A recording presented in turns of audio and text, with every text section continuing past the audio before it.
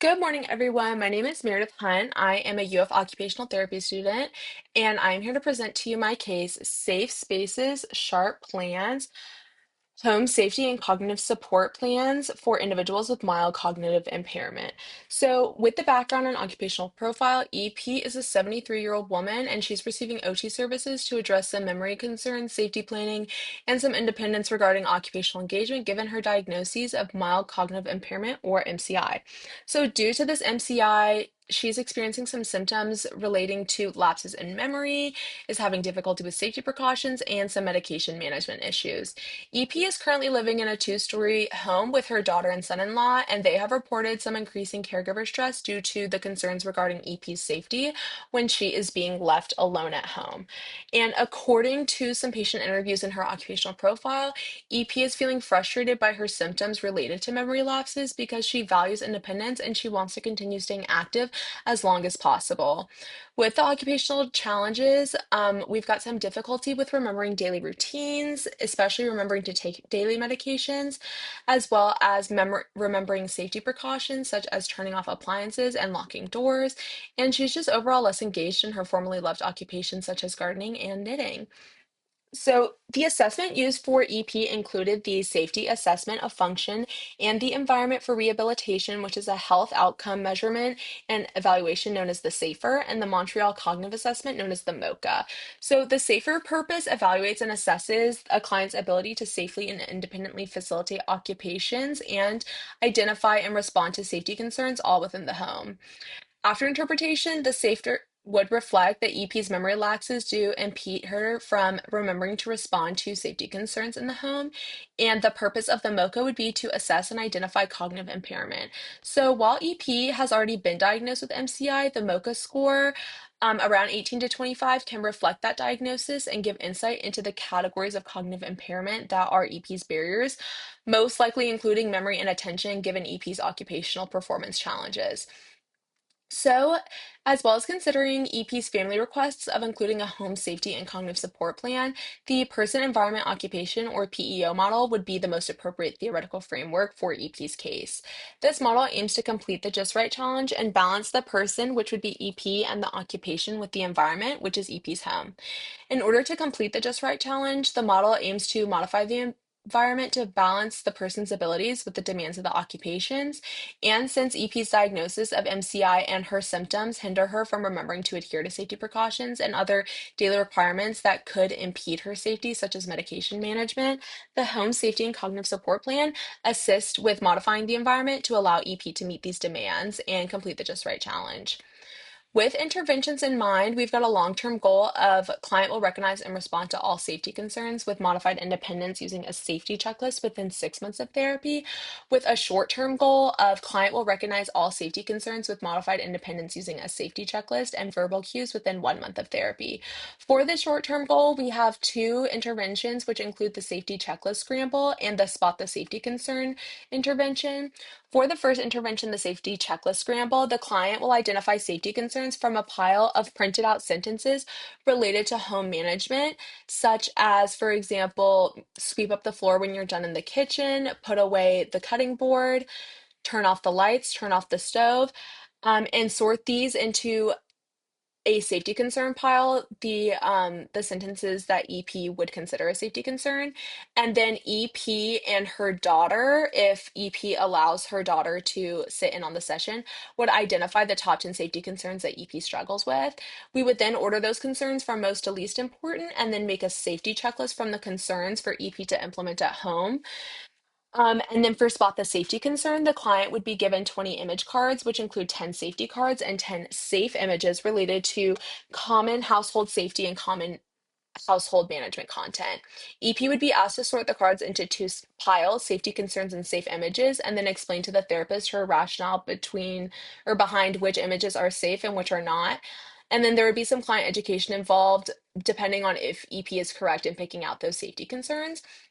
With these two interventions in mind, Davis and Davis found in a study in 2023 that home safety can lead to a more functional and independent life, which is something that EP really values. And because her family is experiencing increased caregiver burden due to the concerns for EP safety at home. Bridging the gap between EP's memory lapses and mitigating safety concerns with the safety checklist would not only give EP a safeguard to fall back on, but also give EP some more independence to be able to be at home alone, which is something that she really values, and involve EP directly in her therapeutic journey. For short-term goal two, we have client will recognize and respond to 75% of safety concerns with modified independence using a safety checklist within 1 month of therapy. So this intervention would be the safety scavenger hunt. The client would walk around the client, identify or the clinic, sorry, identify and mitigate 10 different safety concerns, as well as explain to the therapist why the safety hazard can be dangerous. So, for example, I turned off the stove because if I accidentally place my hand on the stove, or place an object on the stove, I can seriously burn and injure myself or potentially light an object on fire. EP will use her safety checklist to help identify those concerns and practice implementing the checklist for when she is at home. And Davis in 2023 once again found that strategies for improving home safety mostly include mitigating safety risks. So using the safety checklist to help identify and mitigate safety hazards in the clinic can mirror EP's expectations for home life and help her mitigate those safety risks to A, reduce the client caregiver burden that her family is experiencing, and B, just to give EP more independence for when she's at home. We also have long-term goal two, which is client will maintain a daily routine with modified independence using a cognitive support plan within 6 months of therapy. So the short-term goal one, client will maintain a morning routine with modified independence using a cognitive support plan within 1 month of therapy, includes the intervention titled Morning Routine Roundup. So the client will be organizing products used in her morning routine by order of completion. So, example, if EP brushes her teeth first, she would first put down the toothbrush and the toothpaste as her first category. And then, if the second routine step would be to wash her face, she would put down a face cloth or a washcloth and face wash second, and so on and so forth until EP's morning routine is represented by the organization of these products. The client and the therapist would then form a routine checklist, including medications for EP to implement at home, which would mirror that safety checklist that we saw in the first goal. For short-term goal two, client will maintain a medication management routine with modified independence using a cognitive support plan within 1 month of therapy. So here we have some medication prep. EP and the therapist would go through her medications and organize them into a pill box with different colored boxes for the different times of day, as well as color the medication caps with the same color as the time, and make it key for EP to use at home to continue organizing her medication. This is supported by Arlinghouse and Johnson study in 2018 that found that it's hard to adhere to a routine with many big changes, and oftentimes clients will not adhere to big changes in their lives that physicians will give them because it feels too overwhelming and will be too hard to adhere to. So, small additions of memory aids within the home and home modifications, as well as a weekly medication routine instead of a daily medication organization routine, would be easier to adhere to than to completely change EP's lifestyle. To consider some home modifications and environment considerations, EP does live in a two-story house, so all of the memory aids would have two copies, a downstairs and upstairs copy, and be organized based on the tasks completed downstairs and tasks completed upstairs. So, for example, if EP is completing most of her morning routine upstairs, she would A, have her morning routine checklist upstairs, as well as have specifically upstairs tasks to complete. Same with the downstairs. Memory aids would also be placed in the first step location. So if EP's first morning routine step is to brush her teeth, the memory aid would be placed at the sink and allow for her to carry the memory aid throughout the rest of the routine, and so on and so forth.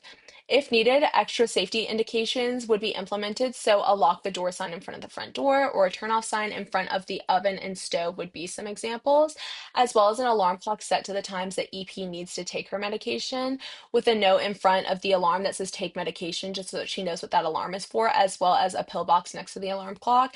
That would be another helpful modification just to make sure that EP is covering all her bases with the medication adherence. To measure our outcomes, we would be using the SAFER and client familiar interviews. So asking the client and their family firsthand if these interventions are helpful to EP's lifestyle and her occupational performance challenges would be the most accurate way to assess if the interventions are helping EP and if the client and her family are satisfied with treatment. We would also use the SAFER to give therapeutic insight into how the checklists have impacted EP's overall remembrance of safety concerns and if that translates to instances without the checklist. So thank you so much again for allowing me to present my case to you. I hope you all have a great rest of your day.